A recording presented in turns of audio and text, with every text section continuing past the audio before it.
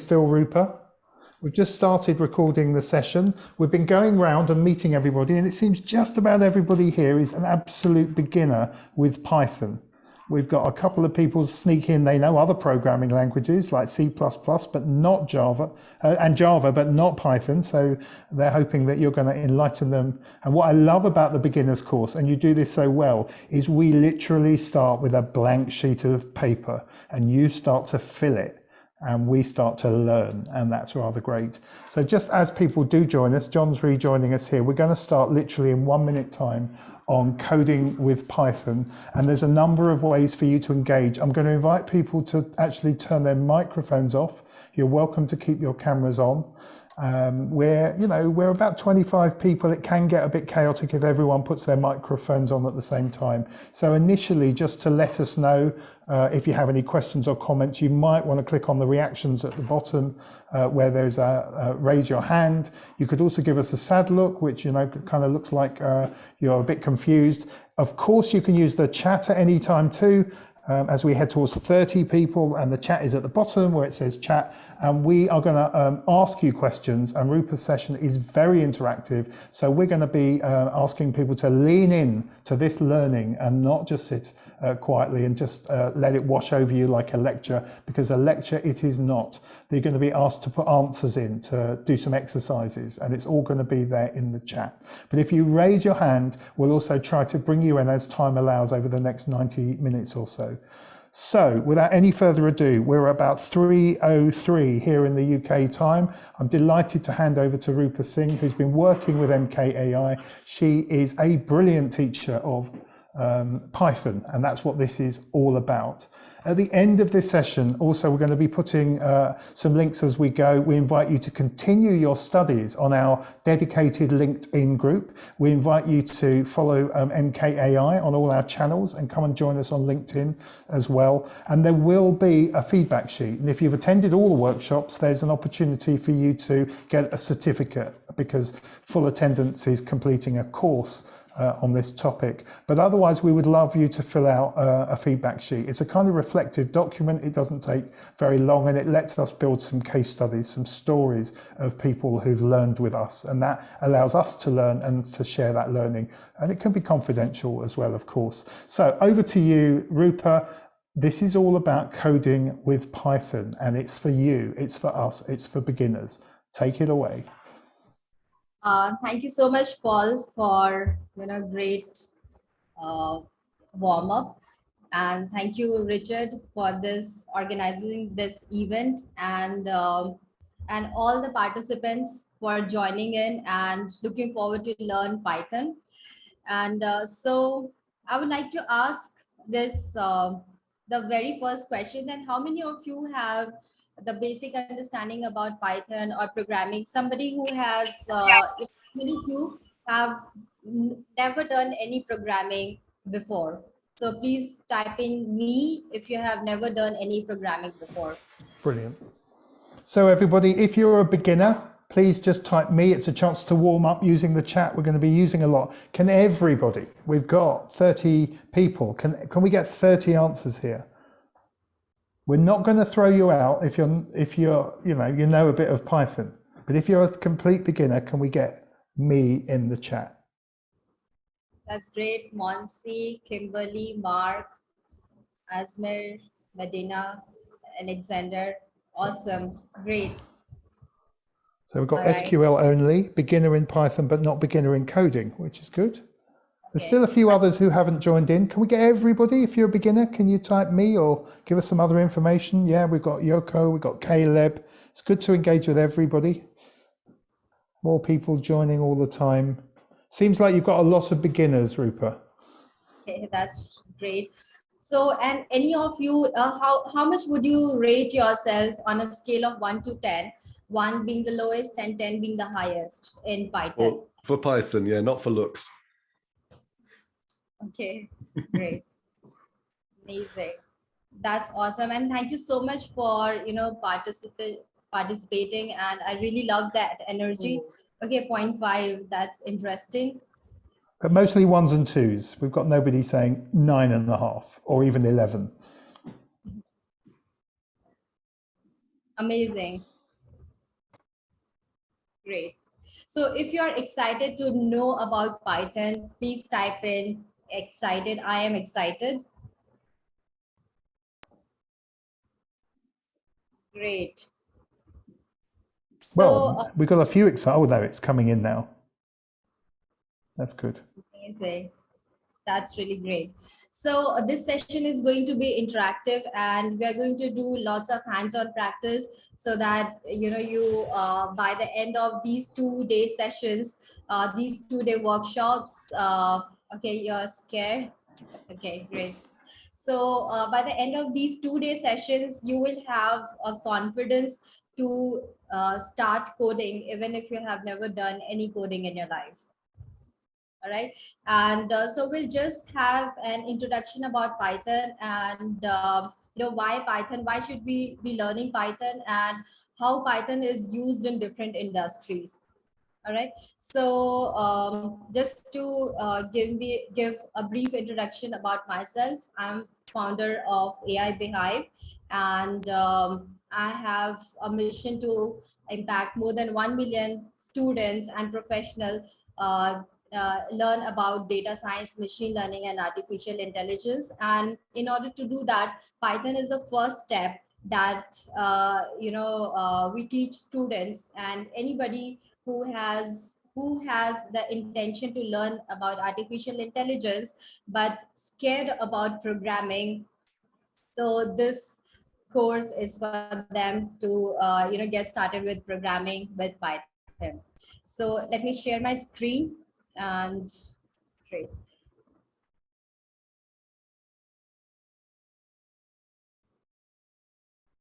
Please confirm if you can see my screen.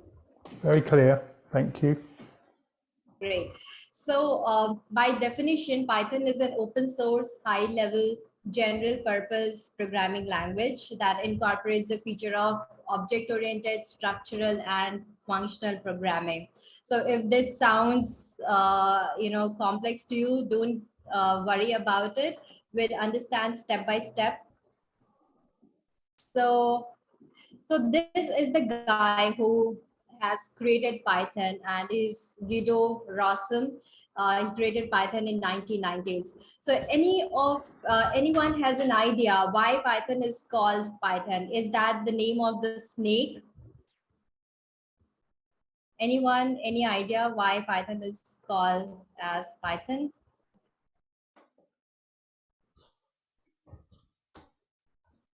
If anyone feels brave enough, you could put your microphone on and tell us. Why is Python called Kimberly Python? just sent me a message saying, oh, you posted it to the group. There it is. Okay, we've got it. Yes, that's right, Kimberly. So Guido Rossum was fond of this series, which was Monty Python's Flying Circus, and he was so interested about the series that once he created this programming language, he named it as Python. So that's why Python is called Python. And but most of the people, they get confused with they think that it is the name of snake.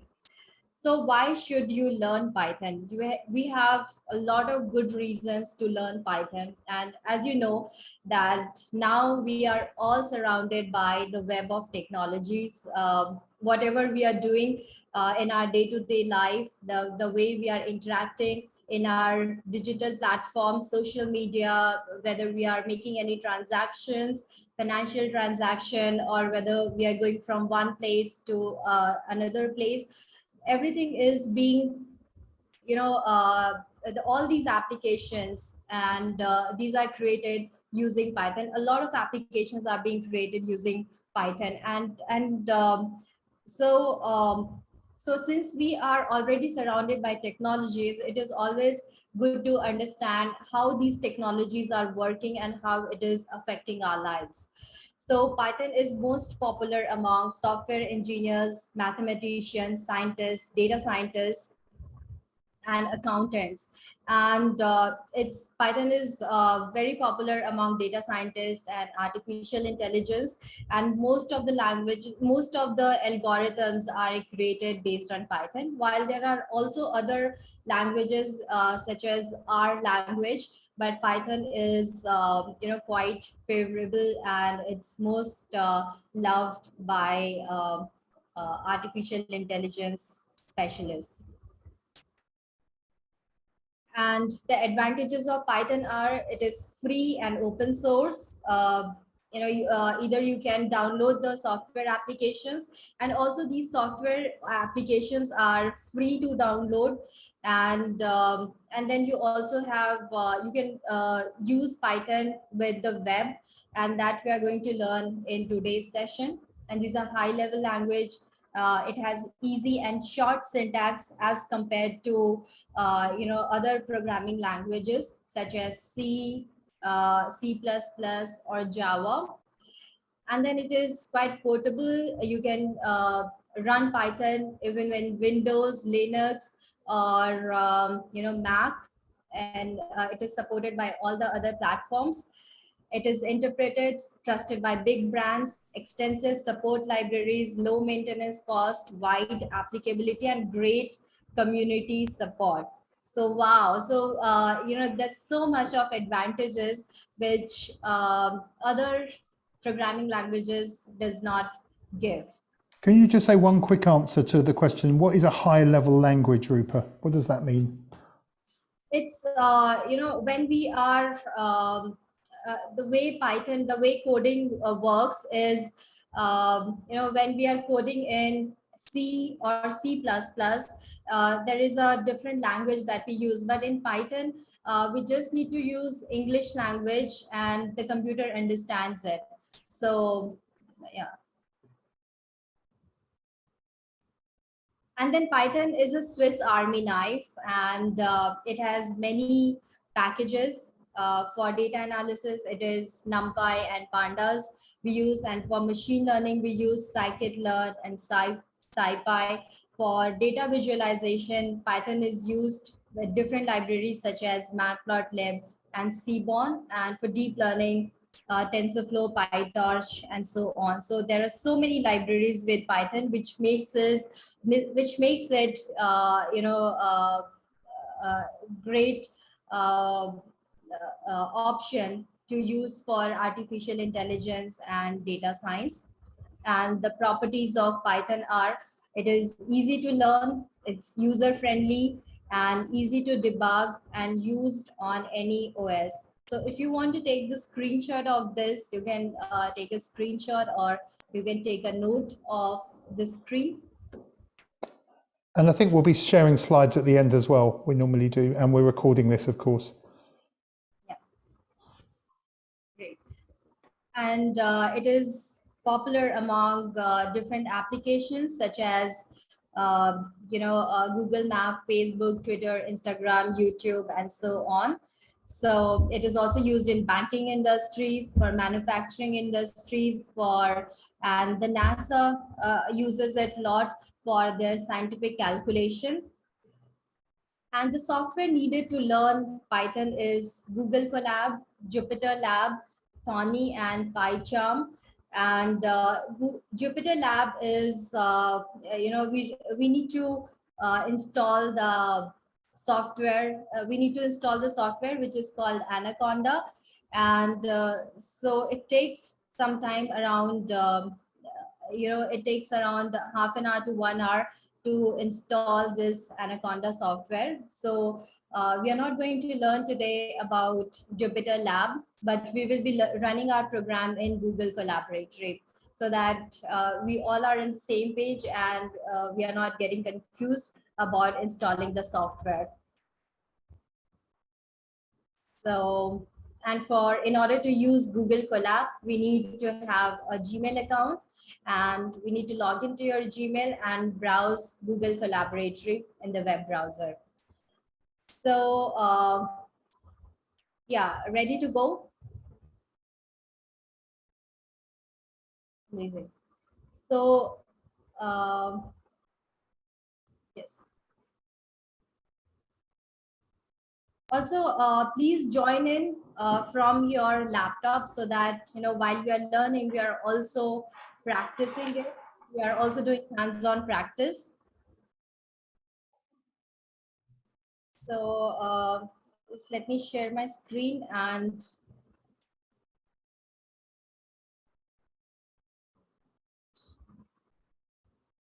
sorry. So just to be clear, we're going on to Google Colab, and for people to be able to do that, they need to have a Gmail account. So just giving people time to get one, hopefully very quickly. We can always delete it after, but you're not going to be able to type into Collab, which is not an app to download. That's why we're using it. It's the easiest one, as Rupert's going to show you. But can just everyone just check they've got access to a Gmail account, because that's the way you're going to be able to engage with this session. And that was mentioned when we advertised it. So let's go. So please type in Google Collab in the web browser. And so once you check Google Collab, you will get this option like Google Collab, and click on this. And I will also be sharing this URL with you so that you can directly, use this URL.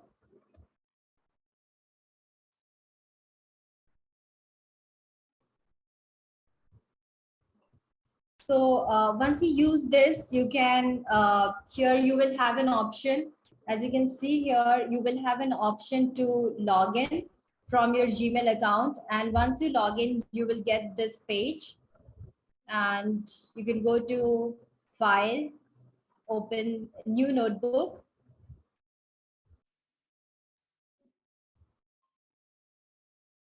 Okay, it's taking a while.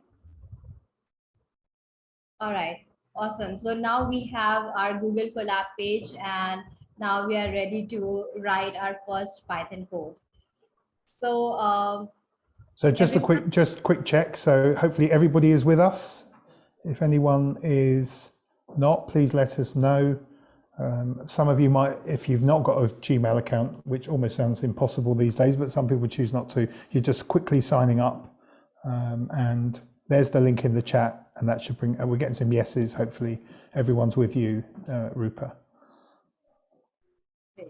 So if we all are on the same page, then we'll start with our first Python code. Amazing.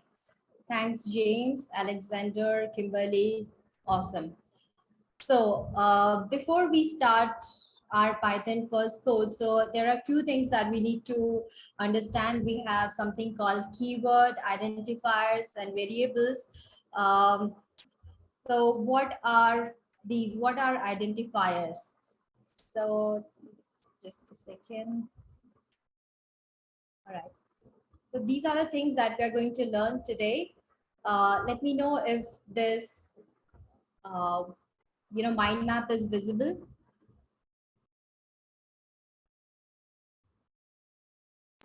Yes, we've got that. And we've also just had a few people join us. So I'm just putting in, for those that have joined us, the link to Google Colab, which is what we're all working on now. So yeah, we can see your slides, no problem. Yeah.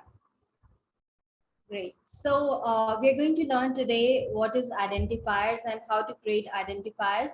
And then we'll learn variables and data types. And if we have time, we'll learn about operators, and we'll see how to, work with operators.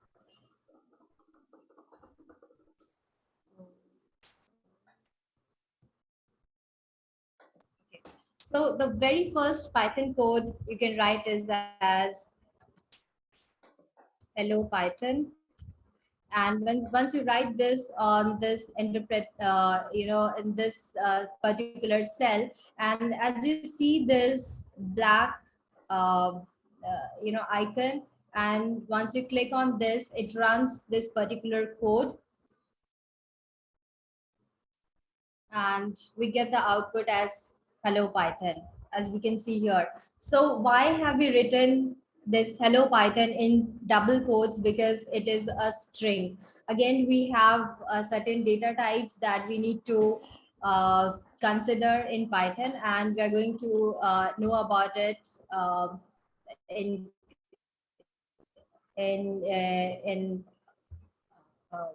some time.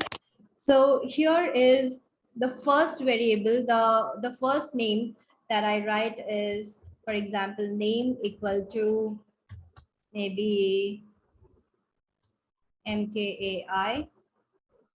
So what is name? The name over here is, this is called variable, and variable is nothing but a kind of box which stores uh, objects. And in Python, variable is also used to store different items or objects. For example, here this name variable has stored mkai.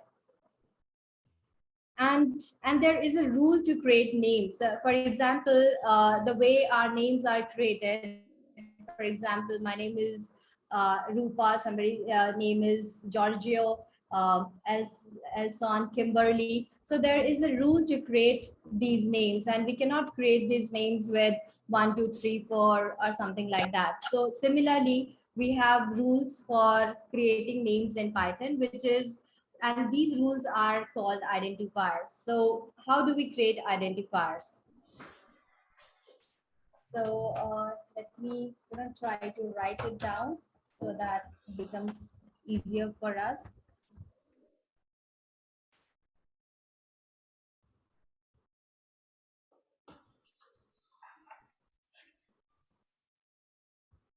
All right. So these identifiers are called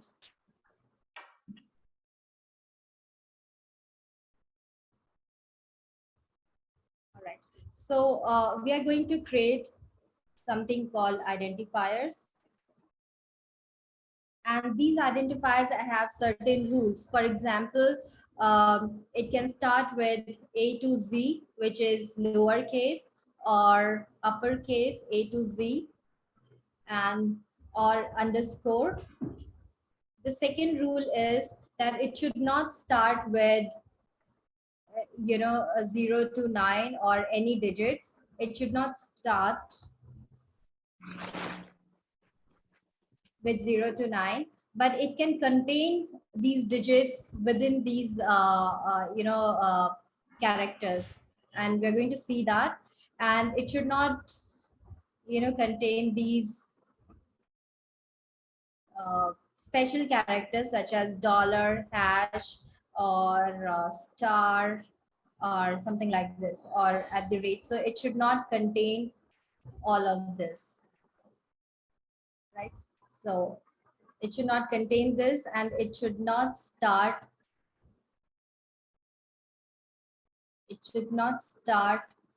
with any digit. So let's see how we can create identifiers and how we can validate whether the identifier that we have created is right or not.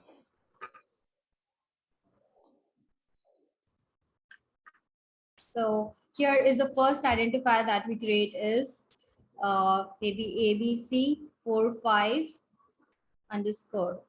So what do you think, that is that correct identifier?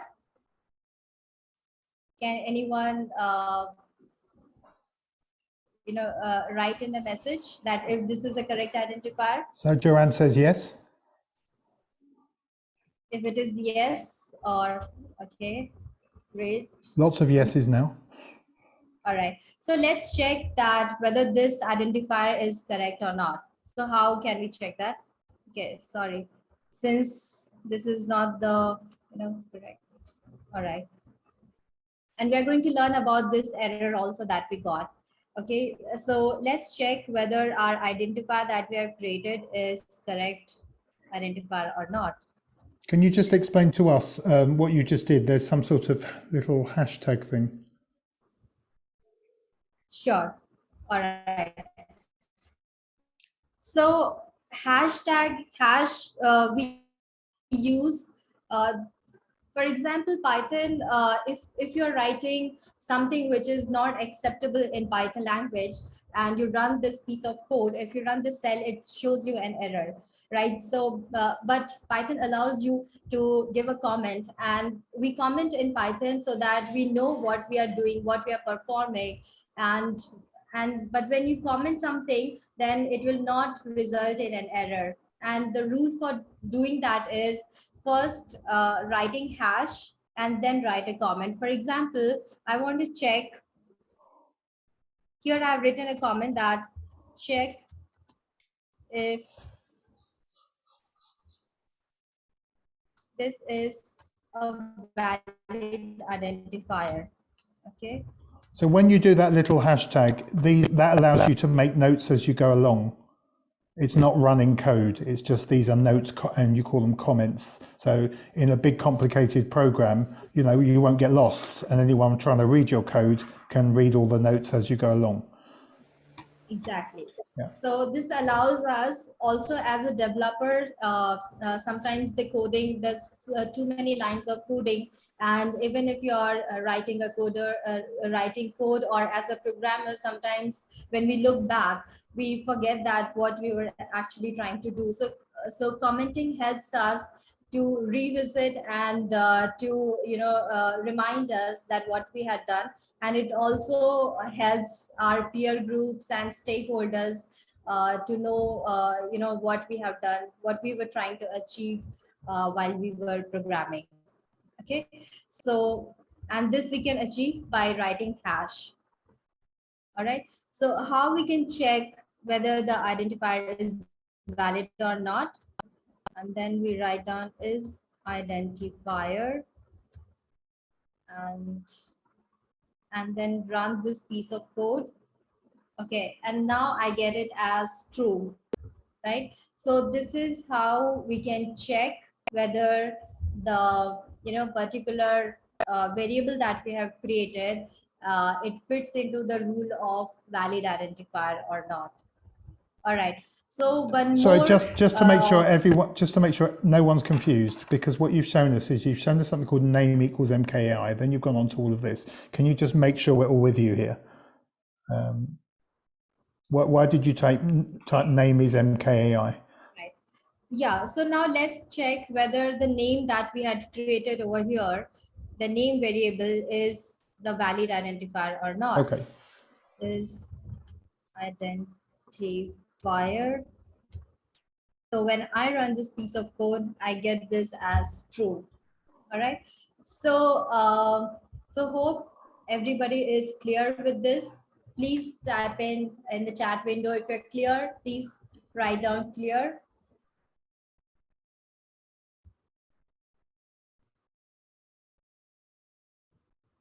Okay, great.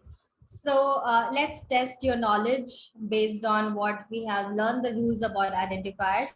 So I create an identifier called one.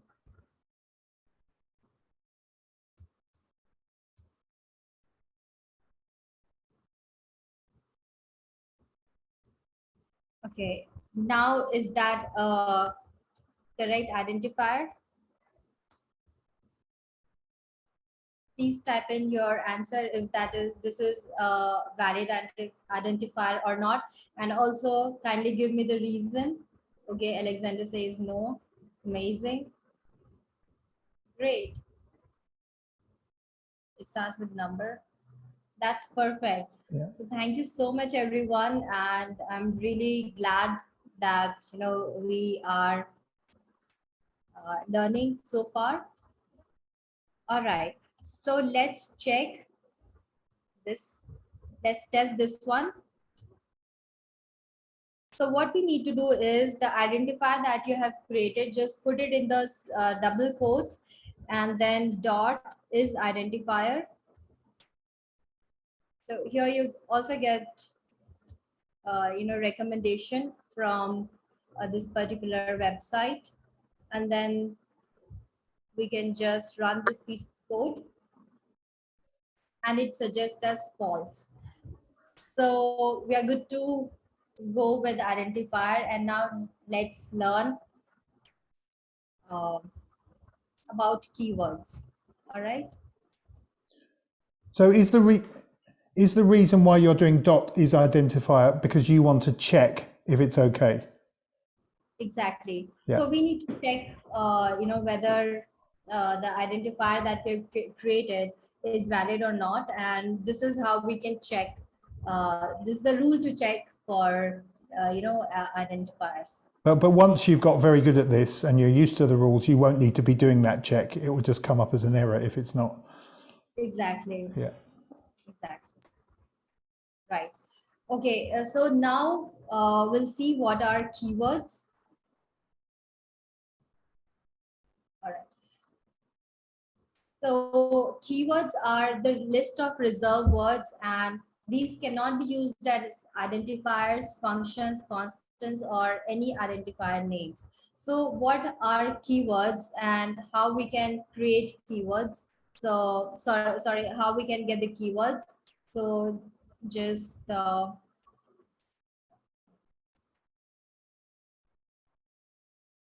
keywords are actually the building blocks of Python. They are the grammar of Python.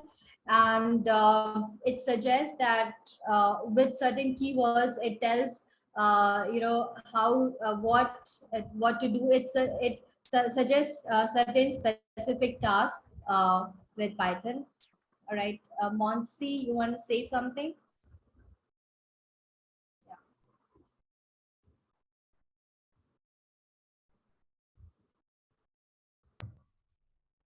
No, I think you can move on. Remember, if anyone has a question, it can be very specific. Feel free to raise your hand or type it in the chat.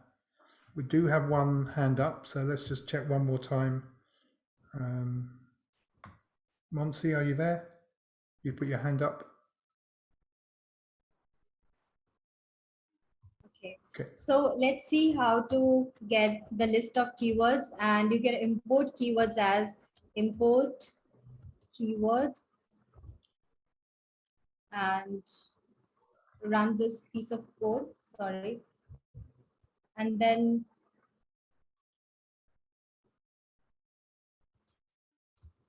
keyword dot kw list.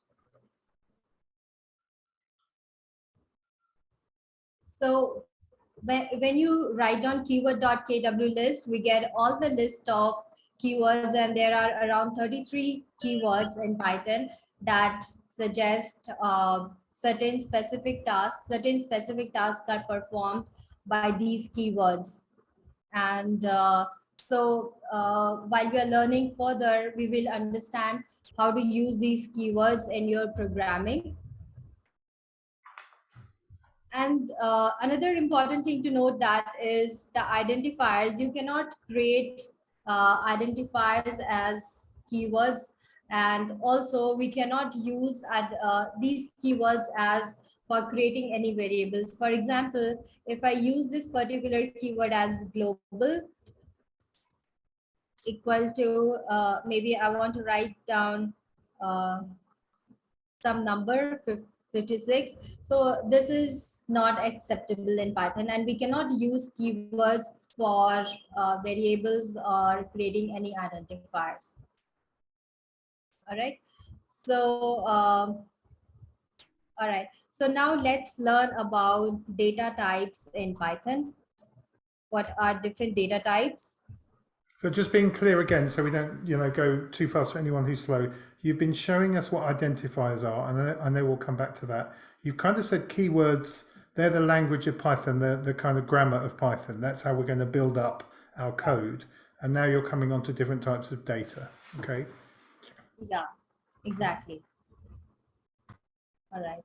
So which identifiers are are they supposed to be always in inverted commas? No, identifiers are not in inverted commas, Monsi. Please let me know, if you have any doubt on this.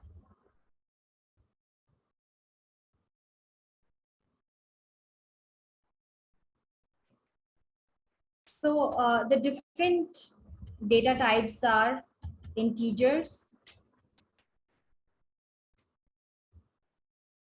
and then floats. The data types in Python are integers, floats, string, complex numbers, and Boolean. Sorry, Boolean. All right, so we'll see how the Python identifies all these different data types. For example, I want to check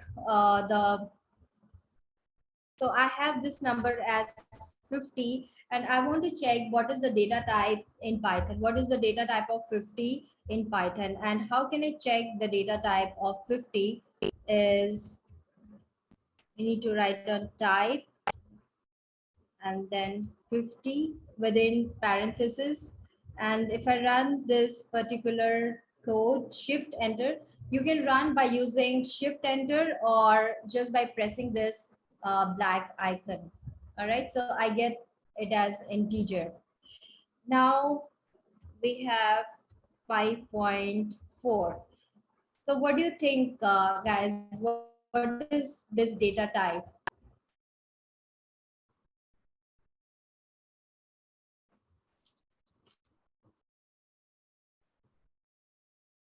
Any suggestions on this? Any So we're looking in answer? the chat again. What data type is what Rupert's just typed? They've all said it's a float. Awesome. Great. So why is it a float? Yes. So let's check if everyone is correct. So, all right. So similarly, we can test using type. And if I enter this number, I get it as float. So wow, everyone is correct, right? So this is how Python understands about data types, and then we can also see what are strings. For example, I write down hello and then type.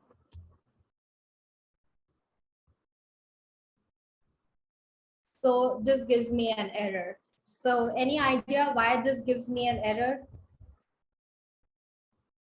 Anyone?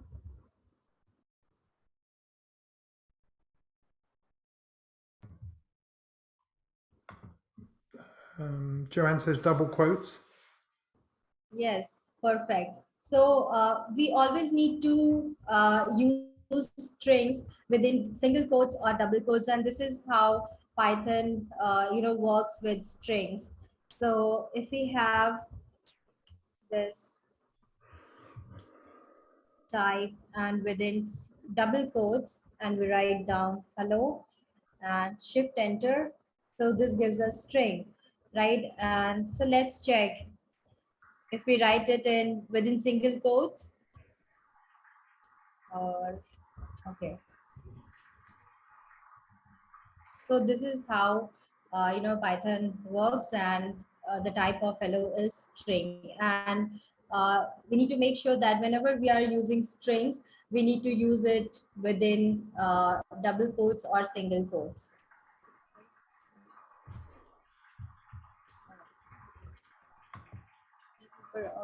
So double quotes and single quotes both work the same. Yeah, exactly.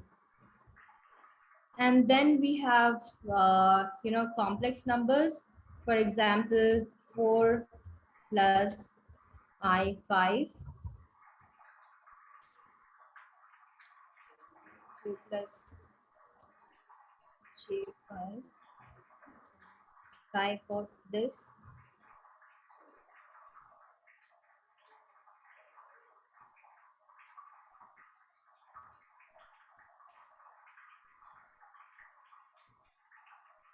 Okay, bit confused over here. Just a second.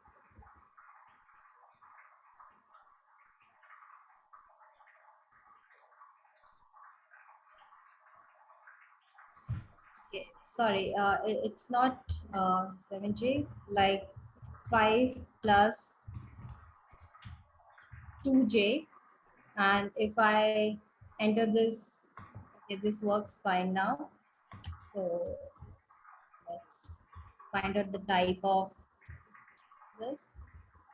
and this gives me the complex, the type of this data type is complex.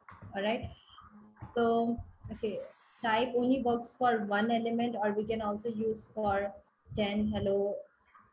All right. So here it works for one element, and if we are using multiple elements, for example, then we need to use in the form of list. For example, if we create something like this, like 7, it contains integer, and then string, and also the float values, for example, 8.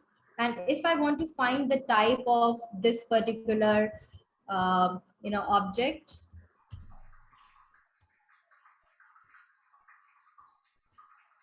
and I do shift enter, this gives me list. So this is how Python finds out the list of data types, and individually it will just find out the individual data types. For example, for hello, or for this complex number, or for any integer. But if you want to give more data, different data, so either we need to give in the form of list or tuples. Again, it becomes just a single entity.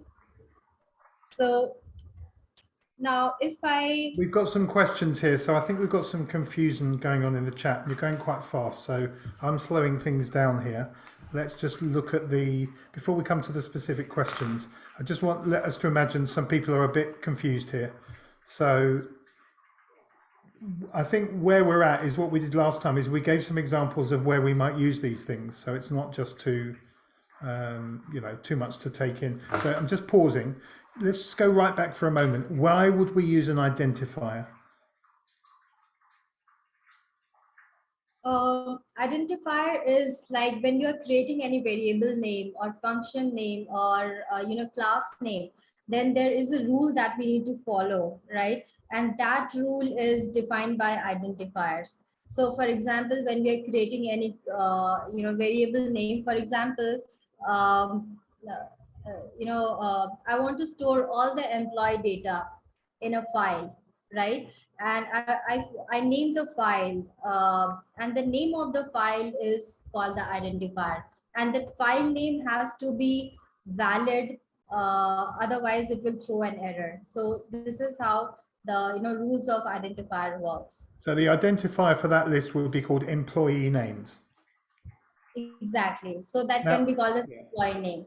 Now, if in that file we've got names, we've got Paul, we've got Rupa, we've got Alexander, what are they in Python?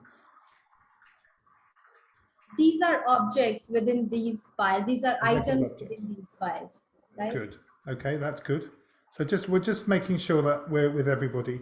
And now you've started to talk about these different things, and you're doing type, and you've been showing us the difference between strings and integers, because we're going to use those.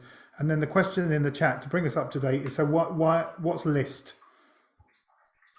All right, so list we are going to learn tomorrow.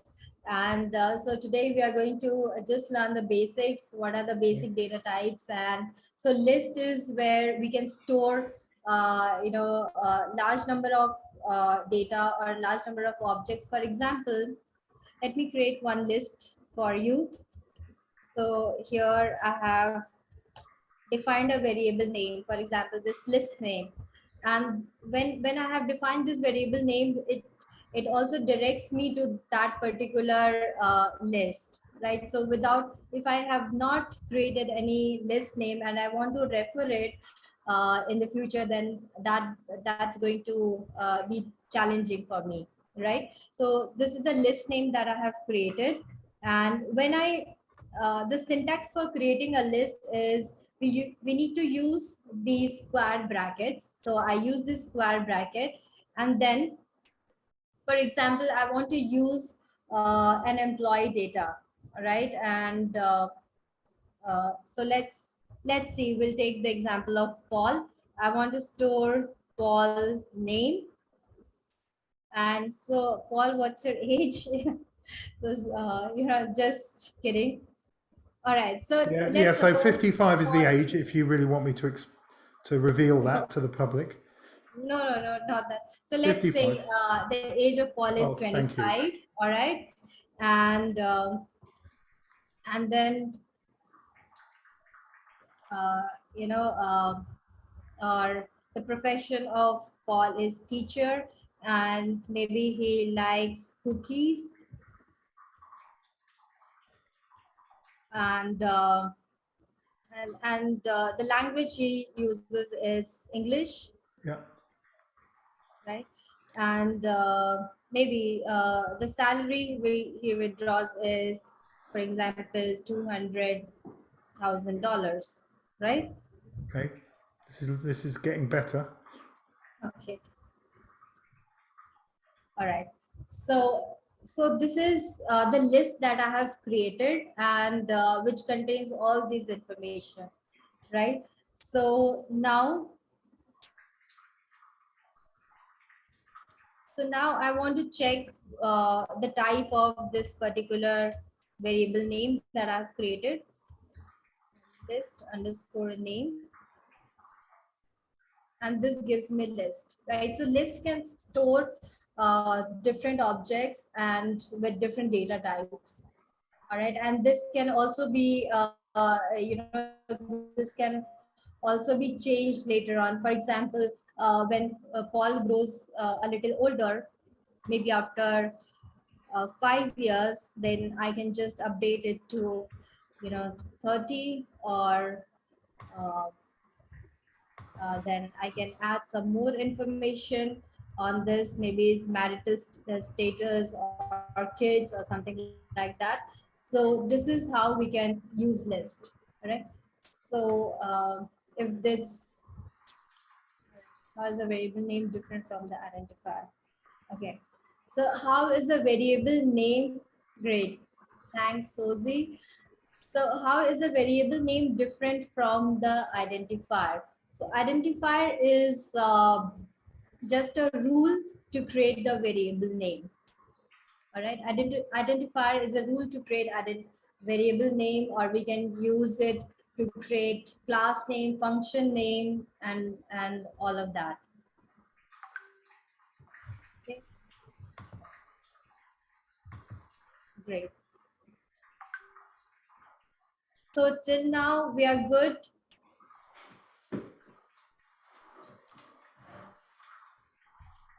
Great. So let's do some basic operations with Python. All right, Austin, you want to say something? Please go ahead.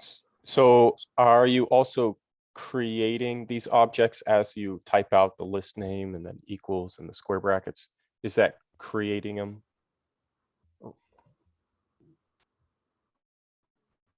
Are they then referenceable inside the list at this point, how you've typed it out? No, we are not creating any objects over here. This is how, when we are creating list name, and these are the information, these are the items that we can store in this particular list.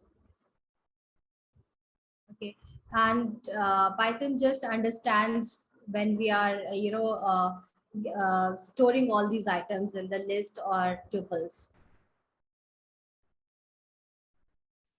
Yeah, so it's not an object right now, it's just considered a list.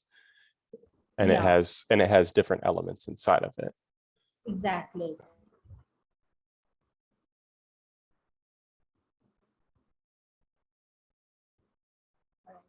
So is there any question, Austin? No, that's good. Thank you. You answered it. Thanks. Okay, so let's do some basic operations with Python. And I think what's going to be really helpful, Rupa, is you've introduced a range of different terms, explaining them. We've got, integer, and we've got keyword, and we've got identifier. And I think whatever you show us now needs everybody to be able to go, now I get all that. Before you introduce anything else, we kind of need to go over this. So any Python demo now needs to make sure everyone's clear on all that terminology you've introduced. And the rule I'm setting is you're not allowed to introduce any new terminology until everyone gets that old terminology. Right, exactly. Great. So the basic operations that we're going to work with Python, and first let's try to learn arithmetic operators.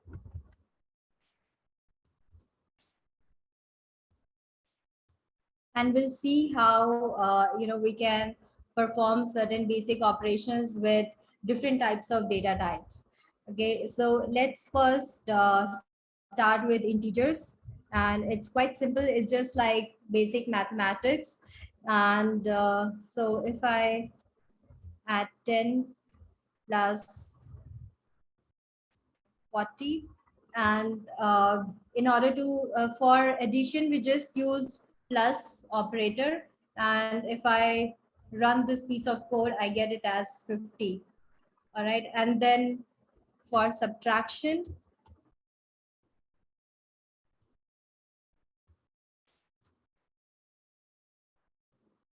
again we just have example 40 minus 30, and we enter, I get it as 10.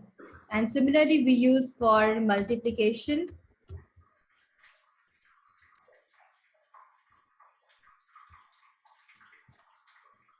So within Python, I can do calculation like I might do on a calculator or on a spreadsheet. Exactly. So we can easily do, calculation in Python instead of calculators. So for multiplication, we use the star operator. This multiplication operator is used as star. And if you want to write down the power of exponential of this number, for example, I want to find out what is the 5 into 5 into 5, that is 5 cube, and 5 to the power of 3. I just have to write down 5 double star and 3, and this is how I get this answer as 125. So can you tell me, if I want to find out 16 from 2, the first digit is 2 and I want to get 16, which operator and how I can write down in Python?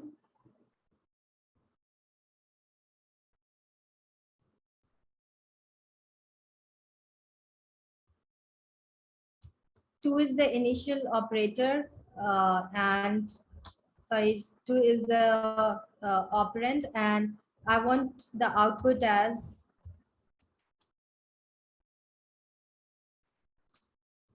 16.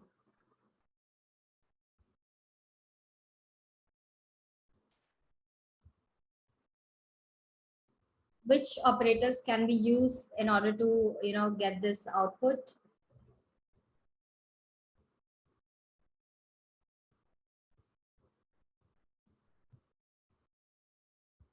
Two into 8. Okay, John, great. And any other option? All right, cool, great. So now we have an understanding about how we can use these operators. For example, we can use 2 into 8 and we get this 16, and we can also use 2 and double star or exponential if I want to find out, and I do shift enter, I get it as 16. So if you find this helpful, please give me a smiley, and we'll go ahead with learning how to perform operators with. Amazing, great. Thank you, Mohammed, Ozzy, John, Fab, awesome, Kimberly. Thank you so much, Alexander. Great. So this is how we can perform, different operations with integers. And few more things are how to divide the two numbers. So if I have, and it is always a best practice, that commenting whatever you are coding. For example, here I write down division of numbers. So I suggest that whenever you are writing any code, make it a practice that you are using hash signs so that you know what you are working on. So how we can divide two numbers. For example, I want to divide 50 by 4 and 50 by 2, and I can just use this single uh, this particular, and I get this number as 25.0, and which is whenever you are dividing the two numbers using this single slash sign, you get the output in the form of float numbers. And if you want to find out, if you want to get the output in case in the integer format, here if I do double backslash and double slash and I run this code, I get is 25, and which is an integer, right? So let's check. We can also type like 50 divided by 2. And this always gives me float. And if I type, if I want to find out the data type of 50, and this is called the floor division operator if you're using double slash. All right, so I get it as integer. So here I do 60 divided by 8. I get it as 7.5. And I get it as 7. So also to note that it only gives us when you're using the floor division operator, and let me just write it down that it's a floor division operator so that you don't miss out on this.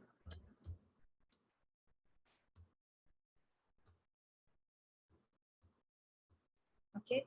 So this is how, whenever we are using floor division operator, it just gives me the integer part of the output, and it does not give me the decimal part of this particular result.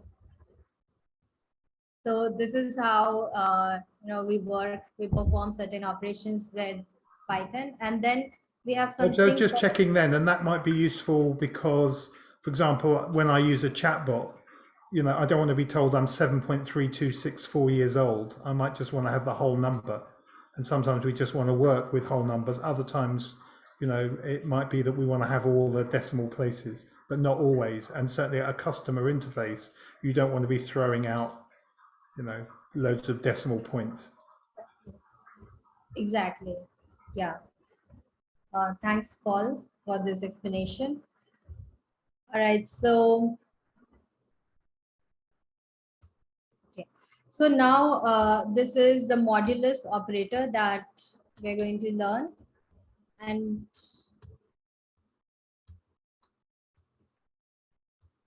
modulus operator, what it does is it gives me the remainder when you are dividing the two numbers, it gives me the remainder of that number. For example, 60 modulus operator and 8. I run this piece of code, I get it as 4. So 4 is the remainder when you divide 60 by 8. So, okay. So, so we'll do some exercise with this. Are you ready for some quick test? If you're ready, please type in yes. And if you guys finding this useful and now you're getting confident about Python, so how do you feel that Is it easy or difficult? Amazing.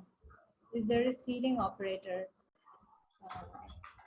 I'm not aware about this. Okay. Finding it both amazing. Awesome. Okay. So, for example, I divide this 70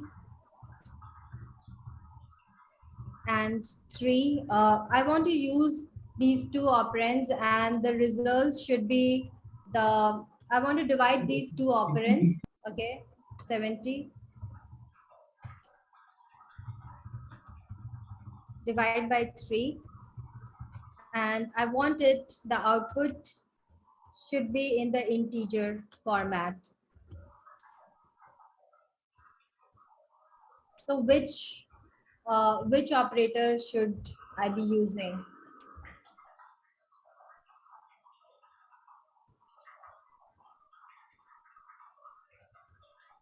Okay, amazing. So that's a floor division operator, right? Perfect. Awesome.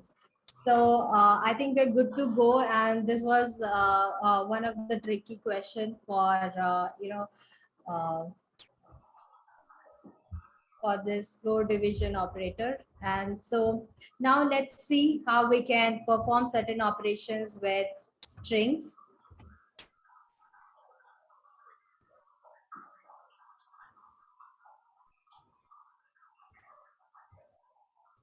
So, all right. So can we divide the strings? Any idea? Can we divide two, can we add two strings? What do you think?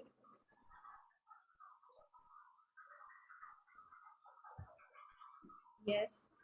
Okay. Great. So let's check if I want to add these two strings. For example, this hello and Python, and by using the plus operator, so what does it give me? Great. So it gives me hello Python. So as we see that when we are adding these two strings, perfect. Yes, John, it's concatenation. So when we're adding the two strings, it is called concatenation. And this is how we can perform addition with strings. And now if I want to write hello for 3 times, so how can I do it? So this is one way that I can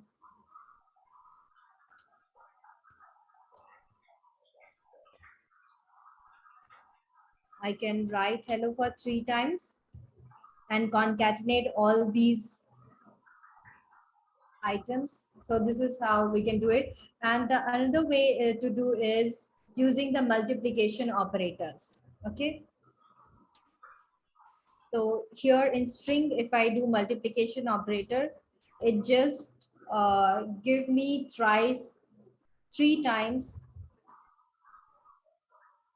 this item. And if I give it 6, it will give 6 times. All right. Great. So this is how we can, perform operations with string. So now, can we add a string and an integer? So if you think we can add string and an integer, please type yes. Or if we cannot add, then type no in the chat window. So a little guess here. Can we add an integer and a string? I've got no from Monsi. Anyone else? Yes or no? Fab agrees with Monsi. Anyone else? Convert first, okay. No, we've got no yeses here. Okay, great. So we have diverse answers. So that's awesome. So let's see how we can perform with string and an integer. So this is how we write an integer, which is just 45, just a number, and string we write down as let's take it as hello. And if I want to add these two strings, so it gives me an error, and it says that unsupported operand types for integer and string. So it cannot add string and an integer. So what can we do? So we can, if you want to add this, we can, use this. When you're using a number within double quotes, then it gets converted to string. So let's find out, what is the type of this particular number. So it gives me a string. Can you tell me the type of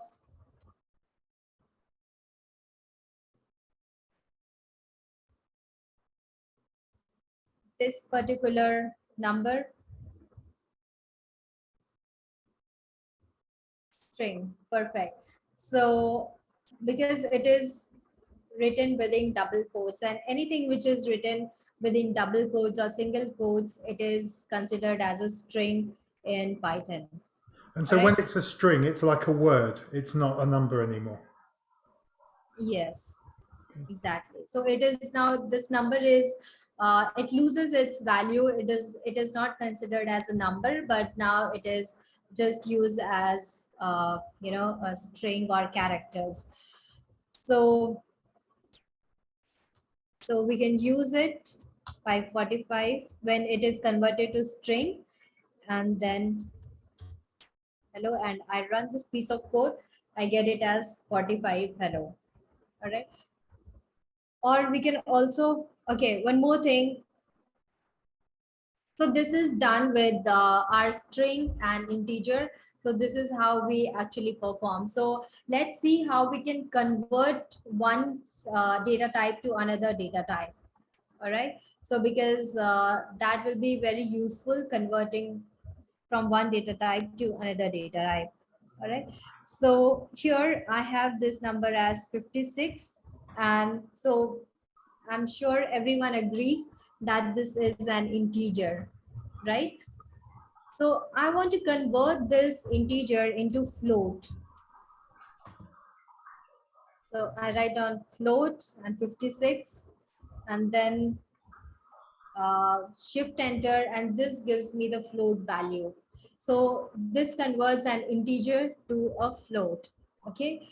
So now the second one is converting float to integer. Now, how can I convert float to integer is,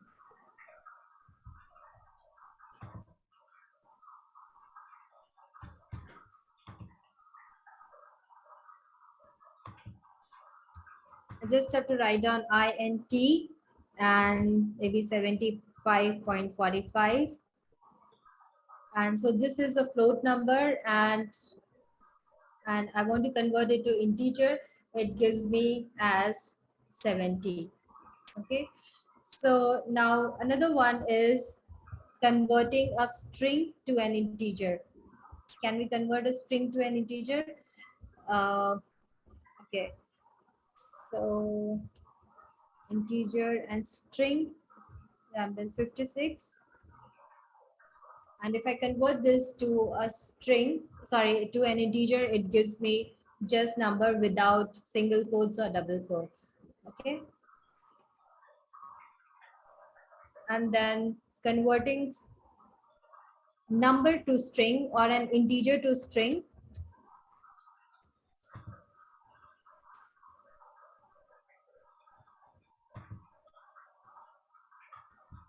We can just write down str and 25. So now as you see that now it is converted to 25 with single quotes. Okay. So now if I want to add a number and a string, I can convert the number to the string value. For example, the previous example that we took as 45 plus this hello string. And if I just write down as 45, and converting this integer to string. And so here I get this value. Here I get this output. So if you find this useful, please type in the chat window useful. And if you're till here, if you are clear with whatever we have learned.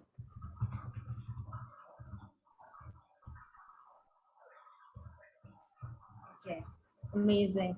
Thank you so much, everyone. Thanks, Monsi, Kimberly, John. Great. Austin, Alexander. Perfect. So this is how we perform simple operations, the arithmetic operations with Python. And so now, And just a quick time check with you. We're at 16:10 here in the UK, so we've been going for about an hour and 10 minutes. Yeah. Sure. Okay. So now we'll learn about comparison operators, and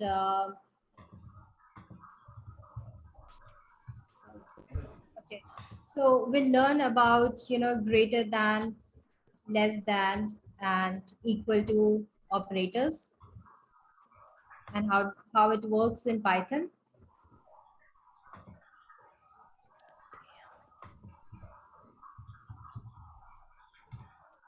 And also we need to remember that whenever we are using with these comparison operators, Python always gives the value output in terms of Boolean values, for example, true or false.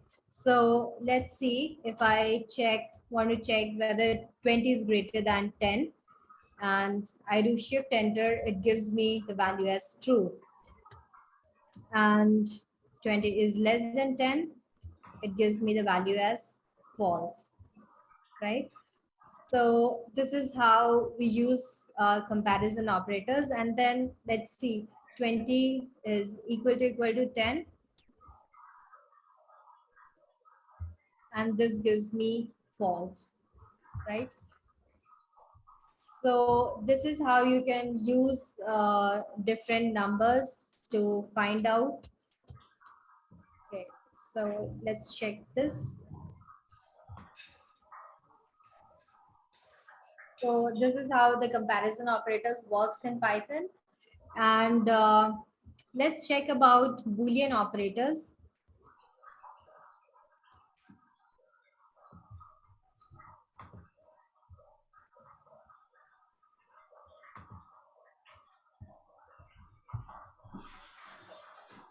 So how we work with Boolean operators, for example, true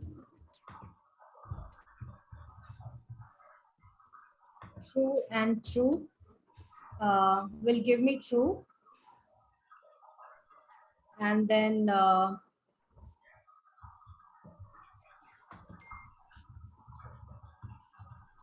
true and false, this gives false.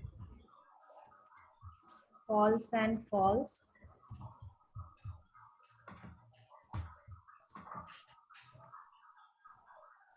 it gives false. And thing as that.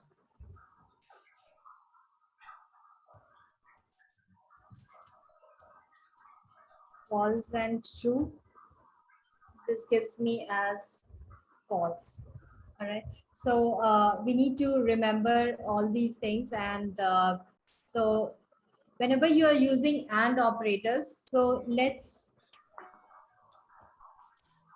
see and how we can use AND operators. If it is true and true,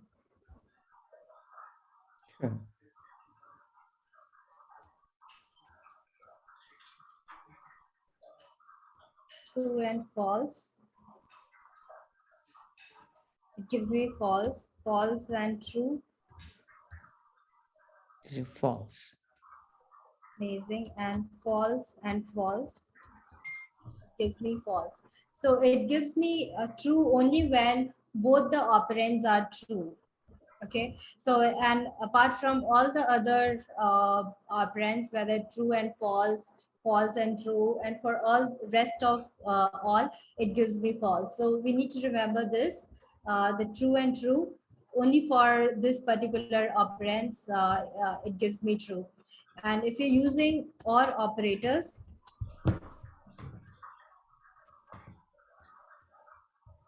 this particular operator will give you, true for rest of the examples. For example, just say true or true, we get as true. Please make a note of this. True or false, we get it as false. False or true, again we get true, and false or false, we get it as false. So Okay. just before we move on, so just like you were saying with keywords, which we're going to have to learn them all because they're the basic commands, the language of Python. And, you know, we were looking earlier at operators and variables, and we'll go into that again more tomorrow because it's all about practice and learning. And then we looked at how you can do mathematics, you know, and also how you can distinguish. It's important between strings and integers and so on. Now you're introducing us into where I think it starts to get really powerful, because in all kinds of different applications, it's important to be able to distinguish between, well, if that's true, then we need to do this. If both those things are false, then this needs to happen. And that's when we can start to get quite intelligent with our Python. Exactly. Yeah. Great. Great. Thank you so much, Paul, for support. Okay. Great. So let's check just how we can use both these Boolean and comparison operators together. And so here we have 4 greater than 5 and the 5 greater than 6. Okay, so here we know that this gives me the Boolean result 4 greater than 5 and 5 greater than 6. So what is the result that I'm going to get with 4 greater than 5? That is false and amazing. So since here we have 4 greater than 5, which is false, and 5 greater than 6, again, which is false. So it just suggests this is false and false. And it is definitely going to give me the result as false, right? So if I just flip this, 5 greater than 4 and 6 greater than 5. So what is the result that I'm going to get here? Perfect. Great. Thanks, John. Ogo. Okay, great. So this is how we can use these Boolean operators. And now let's see one example with OR operators, 5 greater than 8 or 8 greater than 4. So can you suggest what is the output that I'm going to get? Okay. And why it is so false, also true. Okay, great. So why, since as we see here, 5 greater than 8, which is false, or 8 greater than 4, which is true. And as we know, false or true, here we get the answer as true, right? So if I just run this piece of code, I get the answer as true. Great. So please, I would suggest you to practice whatever we have learned, and let me know if you have any question, and if you find this session useful and you learned something, please just let me know, and I'm So these are just rules to learn, and we can practice them. And everybody can set themselves some exercises. You can even do them with your kids, your families, and test them and see if they get it too. Because we're actually learning the laws of logic that were taught 3,000 years ago. That's the laws of, true and false. A bit like with magnets, about positive and negative is a negative and two positives. We just have to learn those things, and they become very powerful. And I know you're going to go further into that tomorrow, Rupert. I'm still getting one or two just thoughts about we might need tomorrow just to recap on that basic language you introduced at the start. I think there's still a bit of confusion about operators and variables. You introduced quite a lot of language quite quickly, and I think we probably need to recap that at some point. If I've got that wrong, please do tell me in the chat. I'm trying to speak on behalf of everybody. Are we all absolutely clear on those first things, or would it be good to just go over it briefly? Those first terms. Is everybody 100%, or do we need to just recap? Monty, we'll certainly go back to Boolean. We've got 100%. We see James is asking for a recap. So I'm just thinking, to have everybody with us tomorrow, we can't take the next step until we've recapped the first steps. So I think everybody's probably okay on the calculations. I think you probably got the idea there are going to be things that are true and false, and we can't be illogical in Python. So people that was a lot of information, probably want to go over that a little bit again. And then we're aware there are keywords, and we haven't seen how they operate, but as you said there, the grammar of Python, that comes later, everybody. But what you've shown us so far is, how we can make calculations, how we can assign things. We've made a lot of progress. Everybody don't expect to get it all at once. It's an entirely new language, and part of it is about going over stuff and recapping before we take the next step. And some of you will have it 100% and some of you won't, and that's the nature of every single beginner's course. And so we've got, let's just recap, we've got Ogo Chukwu saying he thought the answer would be false for the last example. So just a suggestion, we've got about 7 minutes to let everybody know we will revisit some of those key terms tomorrow, if that's okay with you, Rupert, just in that first 15 minutes so people aren't confused. But do you want to just give us a little bit more on the Boolean stuff? Because quite a few people asked for a recap. Yeah, sure. So if you haven't got, if any of you haven't got some of the concepts, so don't worry about it.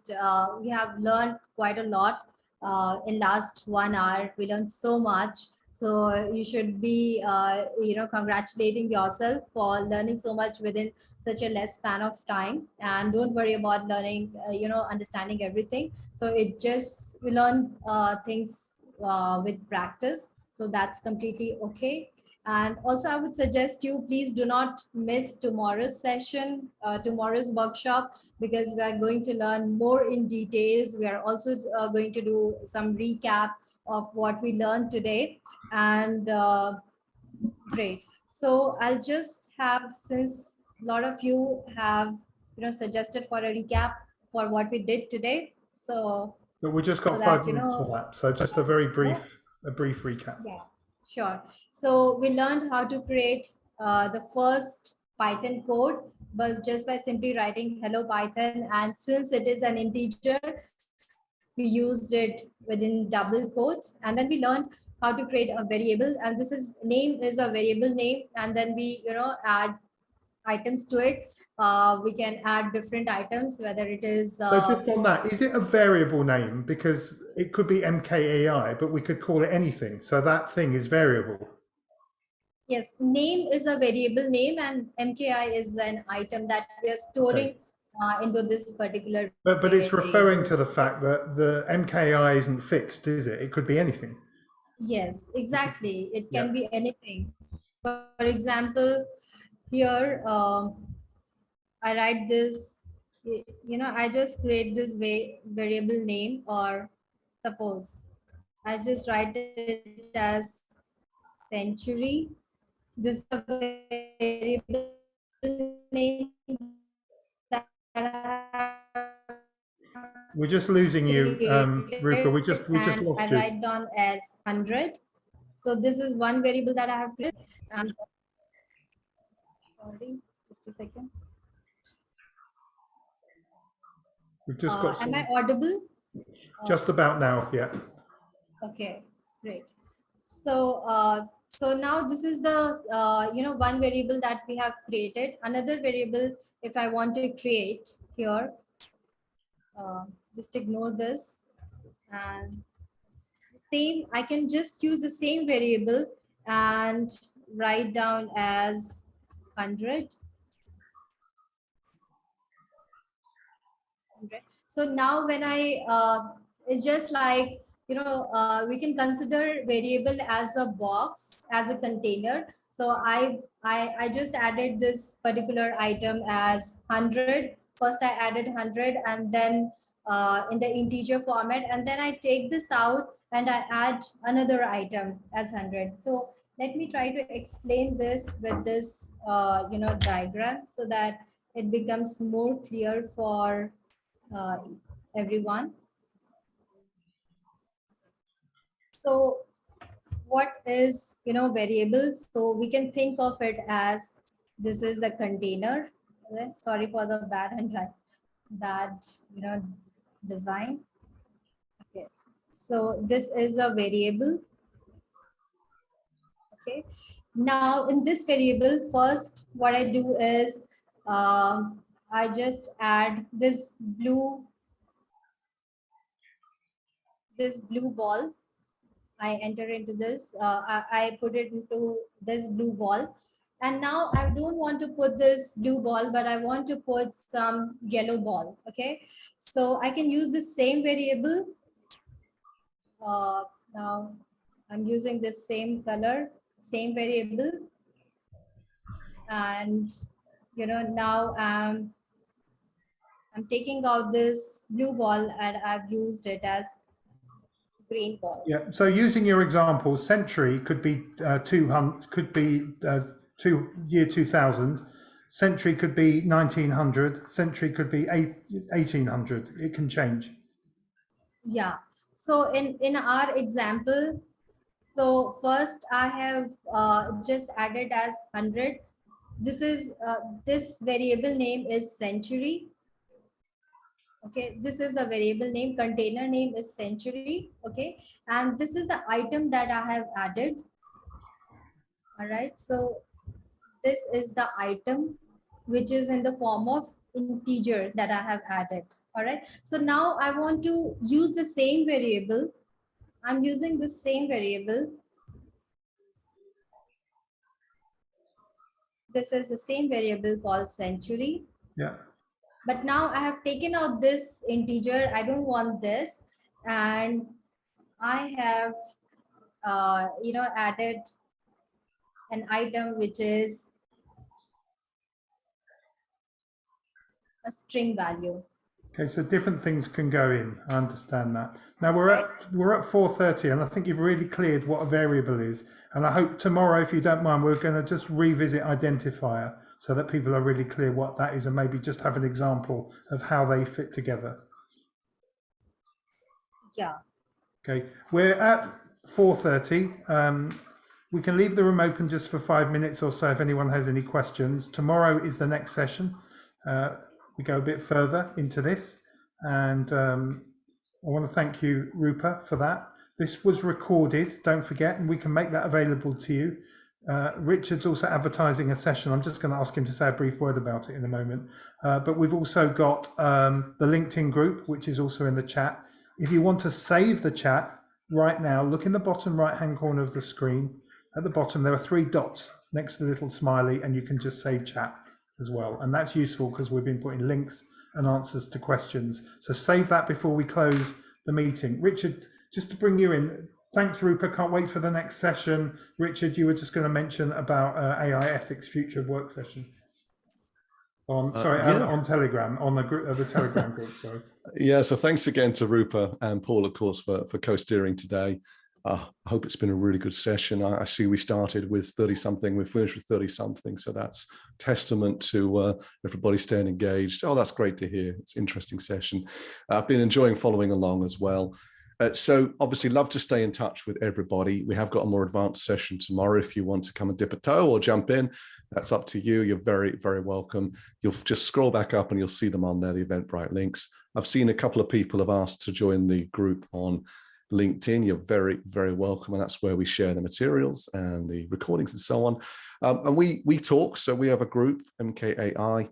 I think there's 200 and something of us now in Telegram, peer-to-peer, helping each other, learning from each other, growing together, helping to understand this field, not just the technology, but actually the wider picture and the implications of this technology on people and societies and the climate and so on. So we host regular events, so you'll stay in touch with those if you join that group. And we've got big plans. We're building a diverse inputs collective for AI risk that people can get involved in. So just get started in there, join that group, introduce yourself, and then let's get chatting and see where it leads. This is just one of many things that we do, but we love doing these as well. Have I missed anything, Paul? I don't think you have. I've just mentioned in the chat again, if you are confused, come along. We will recap. It's really important you tell us if you're confused as well. But this is the start of a big thing, which is learning Python, and we've covered a lot of ground today. Yeah, it's very impressive. Love seeing people jump in and learn these things. That's that group again for Telegram to stay in touch with us. You can obviously follow us on LinkedIn as well. So come to some of our events. We do amazing things. Well, I think we do, or my team does, around AI ethics and the bigger picture. And we'd love your companionship on that journey if you'd like to join us.